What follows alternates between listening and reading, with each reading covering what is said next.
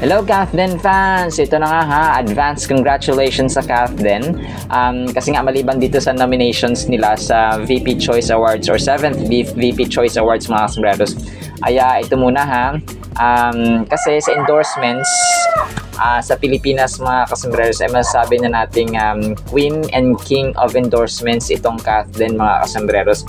Si Ma'am Catherine, syempre umaariba, hindi mabilang-bilang mga kasombreros. Siguro 28 no, 28 and counting, may IV collagen pa siya.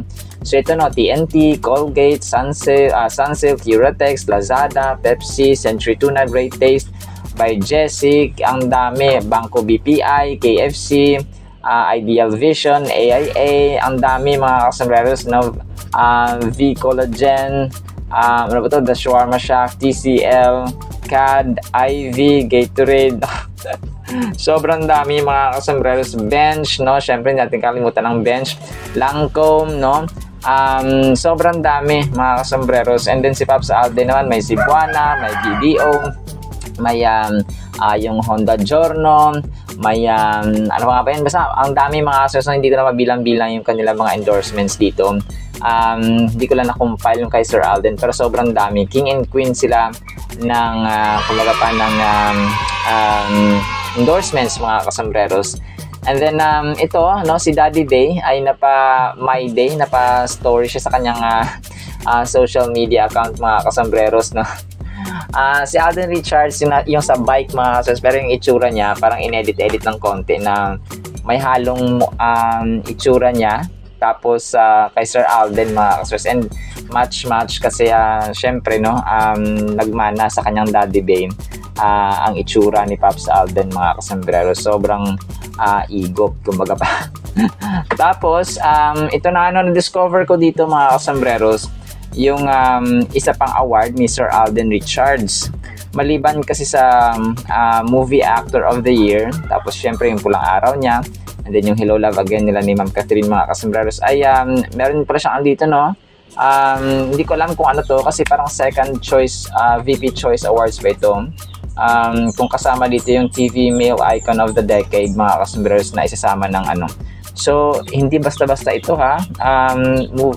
TV Male Icon of the Decade ang sinabi dito mga kasombreros, and nakakatuwa no kasi sabi nga niya parate, although hindi naman siya mapapag team effort, hindi siya credit grabber, hindi niya inaangkin ang credit mga kasombreros, kasi nga team effort naman talaga. So ang VP Choice Awards kasi pang-anim pala ito no, hindi 7th, sorry.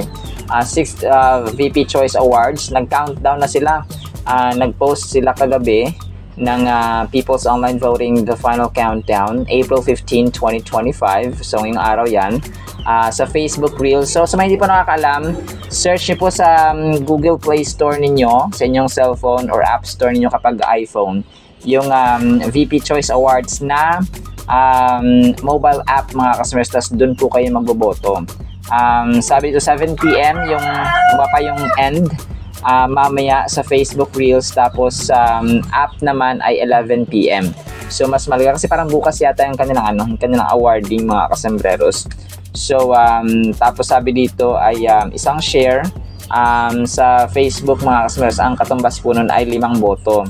Tapos kapag isang star naman ang ilagay nyo doon sa kanilang award mga kasombreros na Ma'am Catherine at Sir Alden, ay 10 votes po no, isang star po yan. So for the benefit of Love Yourself, parang may foundation din po ito mga kasombreros.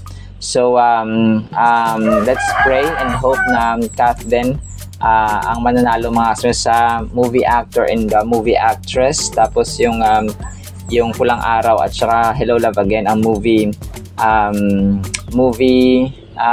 of the year. Tapos si Derek Cathy, kasama rin siya sa sa parang awarding, parang Director of the Year, parang Movie Director of the Year, yung sa kanya mga kasombreros. So sa Movie of the Year, yung Hello Love Again, ang makakalaban niya dito ay yung Balota ni Ma'am Marian Rivera. Tapos yung And the Breadwinner Is nina Vice Ganda, tapos My Future You, tapos yung Under Tiaya Moon, tapos yung Green Bones ni Sir Dennis Trillo at saka ni Sir Ruru Madrid. So, yun nga, no? Ngayong araw ang last day of voting ng VP Choice Awards, mga kasombreros. So, sana po ay mapabumoto tayo, mga kasombrero. And then, last item natin ito, na nag-My Day, nag-story si Pops Alden sa post niya, yung BDO, tapos may isang fan dito, mga kasombrero. It's always a good time with you. So, BDO, finding ways with my ideal partner. Sino kayong ideal partner niya? So, yun po, no? And then, last item natin, mga sombreros, ito, no? Idadagdag ko lang ito kasi sobrang cute. Kasi graduation ngayon, no? Kung pa marami ngayon ang gumagraduate na mga kaso. So, sina Sir Alden ay graduate siya nung high school. Tapos yung katim itong kindergarten niya, mga kasomreros, with Mommy Min and Daddy Ted, of course. So, ang cute lang nila tingnan, mga kasomreros, no? Graduation ng Kath din. So, hindi man nagsama noon, ay ngayon pwede nang pagsamahin sa video. Alright, so naman po sa ating Kath items na mapapangyan po natin ang Word of God. At para po sa ating Word of God ay sobrang ganda po nito. Ang title po natin, Cancer sa Buto. Medyo masakit siya, mga kasanggaros, pero tingnan natin. Proverbs 14:30, ang payapang isipan ay nagpapalusog ng katawan, ngunit ang pagkainggit ay tulad ng cancer sa buto. Basahin po natin sa ibang version, ang isip na tiwasay ay nagpapahaba ng buhay, ngunit ang kapusukan ay nagbibigay ng kapahamakan. Proverbs sa English naman po, a sound heart is life to the body, but envy is rottenness to the bones. So ito, mga kasamaras, no, kawikaan, as I've been mentioning, yung Proverbs, Ecclesiastes, ito po yung mga libro na sa Biblia po na recommendable para po tayo ay magkaroon ng mas malawak na kaalaman pa sa buhay. So, tapos ang Psalms naman, ang Book of Psalms, ito yung magbibigay sa atin ng, magdudulot sa atin ng closer at intimate na relasyon sa Panginoon, mga kasambreros. As we take a closer look at the meaning behind Proverbs 14:13, we see that it emphasizes the importance of maintaining peace within our hearts. So, yung kapayapaan, mga kasambreros, sa ating puso, napaka-importante po niyan. Share ko lang po yung aking lolo. Ay 92 years old na po, and nandun siya sa isla, no? Parang napapalibutan dati ng sapa yung kanyang bahay. Tapos andun lang, no, tahimik, niyog at saka mga ibon lang ang naririnig niyang kumagapahuni sa paligid, mga kasi ayaw niya na magulo, no? Meron siyang peaceful heart, mga kasambreros. A tranquil heart is one that is free from turmoil and conflict. This is crucial in our relationship with others, as our inner state has a significant impact on how we interact with those around us. So napakahalaga nito, mga kasmeros. Kunwari, meron kang kagalit, no? Meron kang misunderstanding, meron kang may galit sa'yo, no?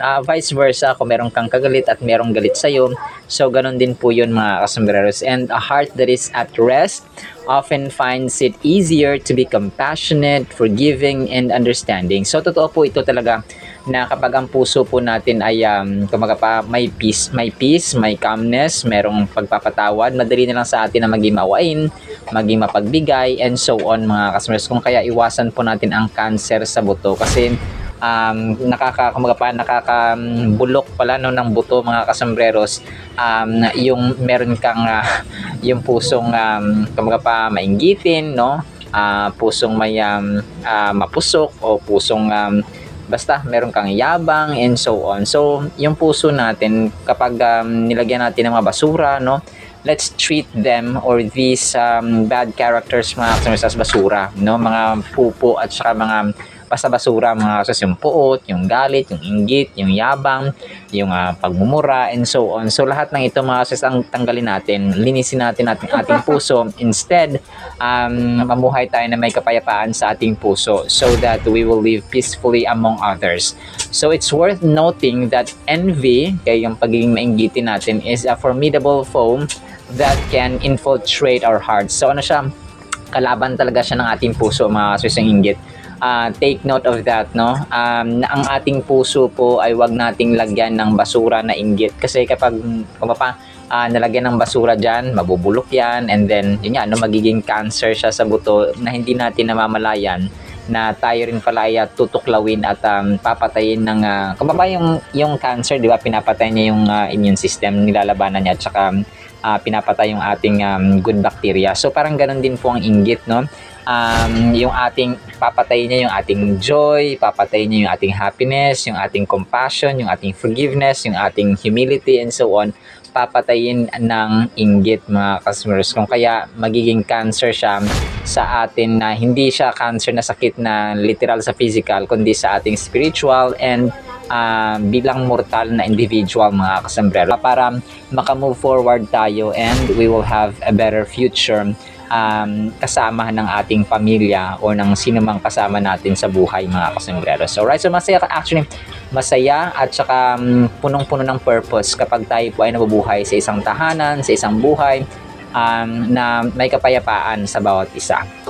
Alright, salamat po in the meantime, ha. Nawa po ipagpalaan po tayo ng pag-ibig, pananampalataya at pag-asa in the mighty, holy, sweet, magnificent Jesus Christ Himself. And everyone said, Amen and Amen. See you sa next time po, mga kasombrero, and paalam po.